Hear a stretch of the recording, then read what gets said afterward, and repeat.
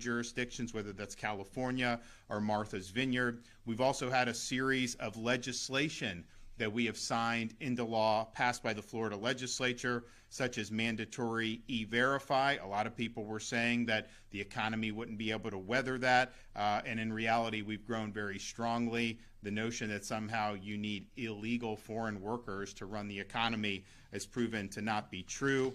But we also did many more things, such as preventing counties and municipalities and NGOs from issuing ID cards to illegal aliens or accepting cards issued by other jurisdictions. We've increased penalties on illegals who operate vehicles without a license and those who return to the country after already being deported. And you talk to some of these angel moms like Cayenne Michaels, one of our state representatives. A lot of times you'll have previously deported illegals are the ones who end up committing some of these criminal offenses, and that is unacceptable. We've required hospitals to collect and report health care costs for illegal aliens so the public could know the true cost of open borders on our health care system and other public services. And because we just having that reporting requirement, the amount of money that was being spent declined pretty dramatically. So that was a big success. Through our state assistance for fentanyl eradication initiative, the SAFE initiative, state and local law enforcement have arrested over 1,100 drug and gun smugglers, seized nearly $3 million in cash, 375 firearms, and 50 illegal vehicles, and removed nearly 300 pounds each of fentanyl, cocaine, methamphetamines from our streets. FDLE has also arrested dozens of gang members with contacts to drug cartel members in both Mexico and in other states within the interior of the United States. We've also worked hard to secure our elections against illegal voting. And we've enacted policies that the legislature passed and I signed that has led to more accountability than we've ever seen before. Examples: arrest earlier this month of a foreigner who had 6 counts of illegal voting. An arrest in April 2024 of a 6-time convicted felon and criminal illegal alien on 3 counts of illegal voting crimes. An arrest last year of a paid petition circulator who was charged with 20 counts of criminal use of personal identification after submitting more than 700 invalid petitions following a thorough FDLE investigation. Our Department of Corrections is also overseeing several hundred open investigations, Department of Commerce is also overseeing several hundred open investigations into E-Verify enforcement tips, and will continue to make progress as our new partner in Washington, the Trump administration, is supportive of enforcing immigration laws. Last month, of course, we signed an MOU between the Florida Highway Patrol and ICE, which will help facilitate continued partnership as FHP fights illegal immigration and trafficking on our state's highways. Of course, earlier this week, we released our Focus on Fiscal Responsibility budget, and we do call for funding to be able to continue these missions. President Donald Trump won a resounding election victory, in part by promising to effectuate the largest mass deportation program in American history. Now, that is not possible to be achieved unless states like Florida actively work to facilitate the federal operations, particularly with respect to interior enforcement. So the voters provided President Trump a mandate. I know personally, having talked to him, he's very much dedicated to fulfilling that mandate. But he's not going to be able to do it if you have states that are trying to kneecap these enforcement efforts, or even if states and localities just simply sit on their hands. So today, we're proud to be one of the first states in the nation to be requested to enter into an agreement with the U.S. Department of Homeland Security to execute functions of immigration enforcement within our state. And because of this, I've directed Dave Kerner, the Florida Highway Patrol, to enter into and fulfill this agreement. And of our state troopers trained and approved by ICE to perform these immigration enforcement duties. Thanks to President Trump's strong leadership, through today's agreement, our state law enforcement officers will finally be able to cooperate with the U.S. Homeland Security Authority via ICE's 287G program. This program authorizes ICE to delegate to state and local enforcement officers the authority to perform specified immigration officer functions under the agency's direction and oversight. It also allows ICE enforcement and removal operations to partner with state and local enforcement agencies to identify and remove already incarcerated criminal aliens who are eligible for removal before they are released into our community. This agreement will give FHP expanded power and authority to interrogate any suspected alien or person believed to be an alien as to their right to be in the United States. And if they are found to be in violation of proper immigration status, they will be further detained and processed for state or federal offenses. This means that FHP state law enforcement officers will be empowered to arrest and detain aliens attempting to unlawfully enter the United States, such as through ports of entry or via waters off Florida's coastline, which is, of course, where we see a lot of the direct involvement with illegals. They can also deliver detained illegal immigrants without any unnecessary delays for examination by immigration enforcement authorities for further screening. They can also enforce felony arrests, which are cognizable under any federal law regulating the admission, exclusion, expulsion, or removal of illegal aliens. They will also have the power to serve and execute warrants of arrest for immigration violations and be authorized to administer oaths and to take and consider evidence to complete required alien processing, to include fingerprinting, photographing, and interviewing, as well as the preparation of affidavits and the taking of sworn statements for ICE supervisory review. This means that state law enforcement agencies will have the power and authority to issue immigration detainers and begin establishing records of deportable or inadmissible aliens. This process of preparing charging documents ahead of time for the review of ICE officials will allow for speeding up the deportation process and the quicker removal of dangerous illegals already detained in police custody. And once charged, state authorities will also be empowered to maintain custody of aliens arrested pursuant to immigration laws and transport such aliens to ICE-approved detention facilities instead of being forced to release them back into our communities. So this is a deputization of state enforcement entities. It will allow, of course, our ongoing operations to continue, but it will also establish a permanent path forward for dealing with illegal migrants in police custody. As I said before, now is the time, with the head of steam that President Trump has being swept into office, with this as the centerpiece of his agenda, now is the final time, final opportunity to end the illegal immigration crisis in this country once and for all. We need to be willing partners with the federal administration. We complained, all these folks in Florida, particularly Republicans, complained for 4 years about Joe Biden with catch and release, with the border, with all the things they were doing, not having enough Coast Guard, which is why we had to do our operation with our vessels. People complained. Well, now we've got a partner that's committed to enforcing the law and reestablishing interior enforcement of immigration laws. So we have to step up to do our part. So this 287G agreement is the maximum amount of participation that we've been asked to do under federal law and with the Department of Homeland Security. We didn't hesitate to step up, and we will take advantage of this, and we will be strong partners. And again, the goal is we need to reestablish interior enforcement in this country. We have to fulfill the president's mission to effectuate the largest deportation program in American history. So we're stepping up. I know some other states will as well. I know some other states will fight this and do everything they can to throw up roadblocks. But we're strong partners. We understand the people spoke loud and clear, and we understand that this is important, that these policies be implemented without delay. Okay, next we're going to hear from Dave Kerner, Executive Director, Florida Department of Highway Safety and Motor Vehicles.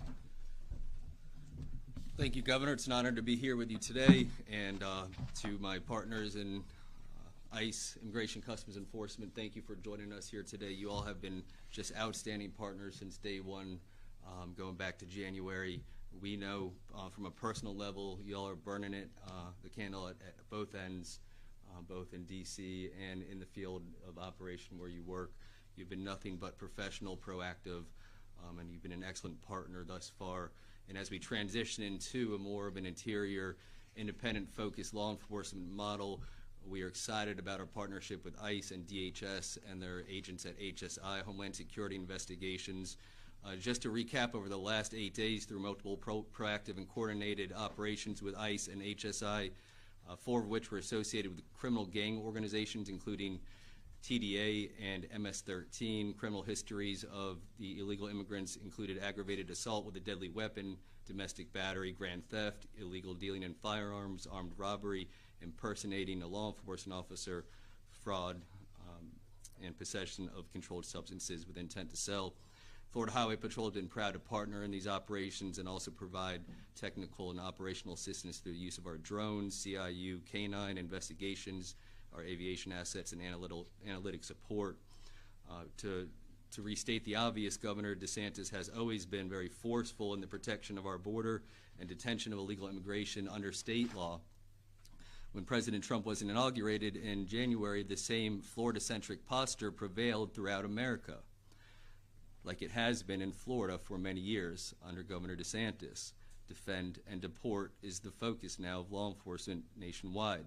A key weapon in this fight, which has been discussed at length, I'm sure we've all heard and read about the debate in the media and amongst the people in these United States about the use and activation of 287G authority, which provides at the discretion of the Department of Homeland Security for state and local law enforcement with sweeping and independent federal immigration law enforcement authorities. The governor has gone over these authorities, but they very briefly include the authority to interrogate any alien or person to believe to be an alien to his right to remain in the United States, and to process for immigration violations. These authorities that the governor discussed have been delegated to state and local law enforcement. Let's be clear, President Biden had a very multi-pronged approach to the open border crisis, one of that being the open border itself. One of the most effective tangents to that was canceling and not allowing the use of 287G authority with state and local law enforcement. The intention there obviously was that with an open border, the next step would be to make sure the interior did not have the resources to deport those that did not belong in the United States of America.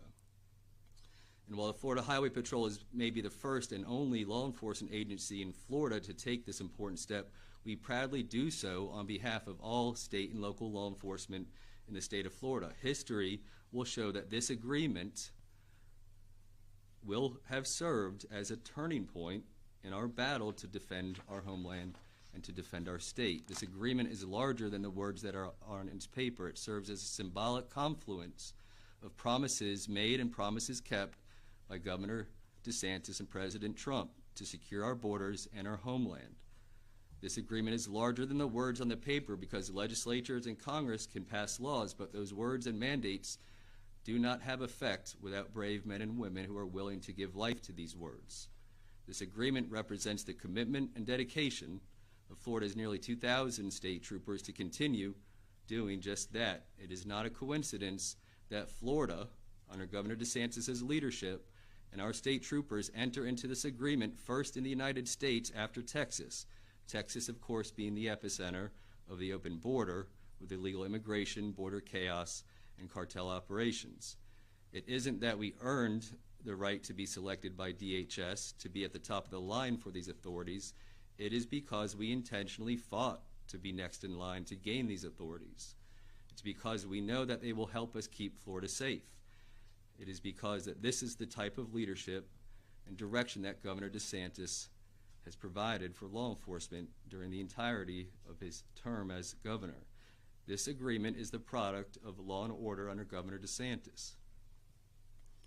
We will not be deterred, we will not be delayed, and we will not be distracted from our mission and focus to secure the state of Florida and to help build a state immigration enforcement infrastructure that will affect generations of Floridians to come. We will not be deterred by special interest who disingenuously use misguided appeals to the emotions. We will not be delayed by indecision or interference.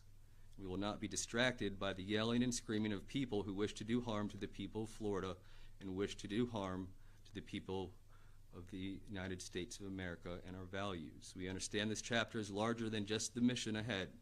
It is also about restating and uplifting the concepts of personal accountability, the right to safe and secure community, and the ultimate dismantling of terrorist cartel organizations that utilize humans as a medium of profit and despair.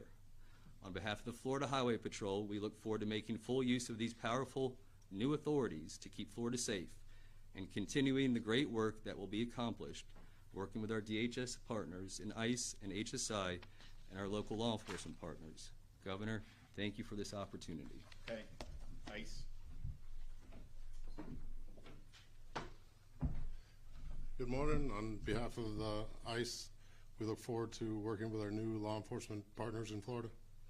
Thank you. Well said. All right. And here it is. We got the agreement, ready to go. So this is, full participation from the Florida Highway Patrol and the Department of Highway Safety Motor Vehicles.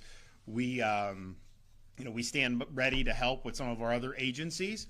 That'll be something that DHS can determine whether they think it would be beneficial to have an FDLE, to have Fish and Wildlife, to use some of our State Guard or National Guard assets. I mean, clearly we're going to be using the State Guard to be able to help with these operations ourselves, but to the extent they want some of those involved with these authorities, we stand ready to help. This is a great start. It shows our commitment to this, and I look forward to seeing additional great things. I mean, if you think about just look what's happened in the last couple of weeks.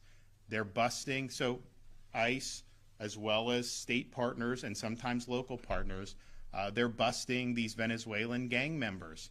They busted them in Central Florida, up here in North Florida, Chinese illegals down in South Florida. All this stuff is happening, and this is basically interior enforcement, street level enforcement. There's some people that say that sanctuary, that you shouldn't do anything. Now, obviously, you can't do that in Florida with our laws against that. But then there are others who say, well, until someone commits a crime and ends up in jail, then somehow no, that's too late. So obviously, if somebody's in jail, you turn them over to ICE. Of course you do that. But why would you want these gang members to just be able to run roughshod, and then you only act once there's something that they've done that is rendering them to be able to be convicted of a serious felony? The standard should be much lower than that to be able to protect the people. So what we're doing here is really significant interior enforcement. And there, if you look at the numbers so far that you've seen in terms of ICE arrests on a daily basis and extrapolate that over 4 years, there needs to be an increase on that to be able to meet the goal of having this be the largest. And I think part of it is Biden decimated this stuff. I think there's some people that are kind of, quote, in the deep state who are trying to undercut it. That's why they released some of these illegals the other day. But I think that'll ramp up, and I think you're going to see that. And you look at guys like Tom Homan, he's going to get that in line. So you'll see those numbers go up, but you need the state and local partnerships to be able to ensure that you have routine enforcement of the law. So that's what we're doing today, and I'm really thankful that we were able to enter this agreement. Yes? Governor, 2 questions real quick. The first one is how quickly will the provisions of this agreement start taking effect, and then the other would be where are we at with the immigration bill? So when you do this 287G, it involves really significant training. And so you're going to have our folks are going to go through, they're going to work with DHS, and they are going to be trained to be able to exercise these authorities. Now, they're not exclusively going to necessarily do this to the exclusion of others. I mean, for example, you have people that are on our highway patrol, keeping our streets safe.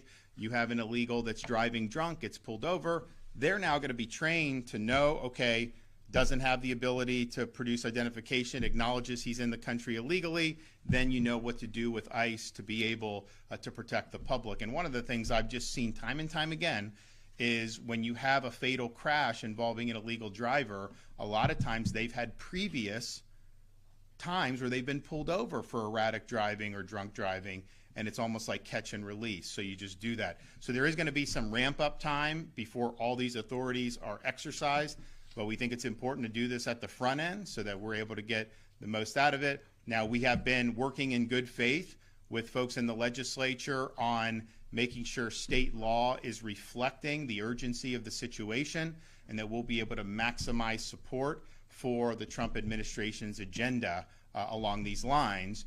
Clearly, I made my views known on what they produced in the special session last week. We know that we need to make sure that we have state and locals involved. We can't just be participating in catch and release. We need to be able to have a legal basis to hold people accountable if they enter illegally, and on and on. So I do think that the policy is probably less far apart than what it was last week, and we'll see. But ultimately, it's like, what do the voters expect us to do?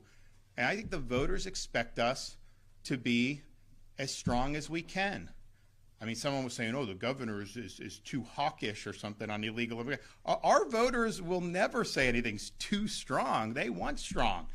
And so we got to make sure what we're doing is going to be really strong. But I do think that we are going to get there. And look, we've been willing to work in good faith. We were out last week educating people, letting them know the problems. People clearly had some issues with what was done. But then most of this week, we've just been working, trying to line up the policy, and then let's get off to the races and get the job done. Does this agreement preclude the need for a statewide office of immigration enforcement or a chief officer? Because clearly, I mean, you're able to make agreements with Homeland Security that sound pretty ironclad and sound like they're going to accomplish a lot of things that the Trump administration wants to do. So from the state level, I think you're right. I mean, we've been doing this already, right? When some of the legislators were doing some of the proposals that we were supportive of, did this chief immigration officer, it really wasn't trying to upend any apple cart. It was just to have kind of a clearinghouse so that you have someone that's actively coordinating with the sheriffs and the police chiefs. But technically, you don't need that. You could just have the agency heads do that as a matter of course. What the legislature did was they took that and put it in the Department of Agriculture and then vested the agriculture commissioner with substantive authority to basically scuttle any immigration enforcement. So they deleted all of our authorities to do the operations we're doing. So the vessels, that would stop if their bill had passed. The interdictions that Dave has been doing and FDLE, that would stop. And locals would not even be able to communicate with ICE without getting the mother may I. So they made that and I think it was unconstitutional the way they did it. I think clearly people rejected that, and they know that that's not the way to go. But the reality is we can do state level enforcement. We want legislation to say that we have a duty for both state and local. But I mean, I am gonna do it, and so it makes sense to put it in law. But I'm going to do it anyways, and we'll figure out, however, whether you have an immigration officer or not have an immigration officer, basically these agencies are able to work with ICE, and they're able to execute these agreements as is requested by the Department of Homeland Security. And as I said, FDLE, we stand ready. Maybe Homeland Security doesn't need that, or maybe they don't want it. We stand ready with our maritime, with Fish and Wildlife. Maybe they don't need it. Maybe they don't want it. We also stand ready with our state and National Guard. So there's a lot of possibilities here, and we're going to be able to do it, no matter what the contours are of this. Will there be a special session to address the type of urgent legislation you're discussing? So this is not legislation. This is an agreement. This doesn't require ratification from the legislature, just as it doesn't require ratification of the state government if a sheriff wants to enter into an agreement of 287G. And there's going to be other permutations of this. I think this program, you saw massive atrophy under Biden with this. They really weren't even doing the training. And so this is going to take probably some time for that to stand up. But you could have a police chief enter an agreement, a mayor. You could have sheriffs do it. Now, we think everyone needs to be on board. What makes sense for them. There's going to be some areas that may not have the ability to have as many trained because they're shorthanded. We get that. We're not doing anything unreasonable. What we want to do is just do what the voters sent us here to do and make sure that this policy succeeds. But this is all done from agency to agency, state, federal, or local federal.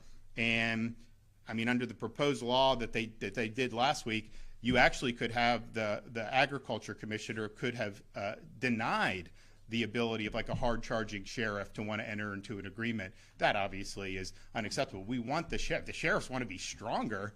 I don't think they're going to get stronger than us, but if they could, why would we want to reel that back in?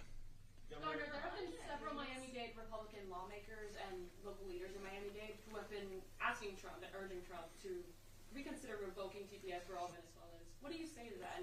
Well, what I said yesterday is Biden abused how he was doing TPS. What Trump did is consistent with the intent of the law, and he was absolutely within his rights to do that. TPS has a very limited application, and Biden really, I mean, he went haywire on everything, including parole, which was a total joke under Biden. So I think President Trump is correctly getting all this stuff back on a solid legal foundation. Yes. How do you just named the Lieutenant Governor and Trump President when they passed the motion? Can you kind of talk about your thoughts on that and timeline of where we're placing that? Well, Lieutenant Governor has done a great job for Florida. She has been involved in all the successes that we've had over the last 6 years. She's been especially involved in things like the space program. She's been very supportive of our efforts to bring some sanity to higher education. And so I think in that sense, she's going to do a really good job there. FIU is really an interesting place because it's our state university in kind of this area that's really boomed over the last 4 or 5 years, where Miami has really become a hub of so much. And they had always had things going on, but the number of people that have really looked to Miami over the last 4 or 5 years has gone up considerably. I like what they've done on the Adam Smith Center. I think you have pretty much every right of center former head of state in the entire Western Hemisphere has been there to talk. And so they've really been great at promoting free enterprise and the rule of law and constitutional government. I think they're going to be able to do a lot more of that going forward. So I think FIU has an opportunity to really expand its horizons. I think they've done a good job, but I think you're going to see them pick up even more steam with her at the helm. So it's an exciting time. And oh, by the way, I always mention it, we have very low tuition in Florida. So those folks, there's a lot of commuters that go to FIU. They're able to afford the tuition.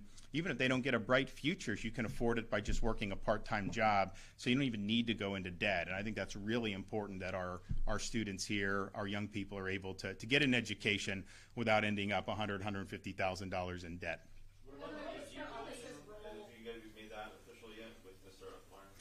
So we obviously need to land the plane on this immigration stuff. James has been working with the folks in the House and Senate. We want to bring this to a conclusion. I think we're getting close to that.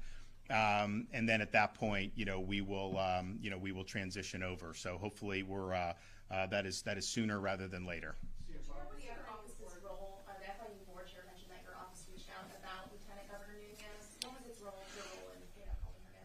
Well, obviously, I'm supportive of the appointment. This was something that she was interested in doing. She had my endorsement and my support, and I think that she's somebody that is very well regarded in the community, anyways.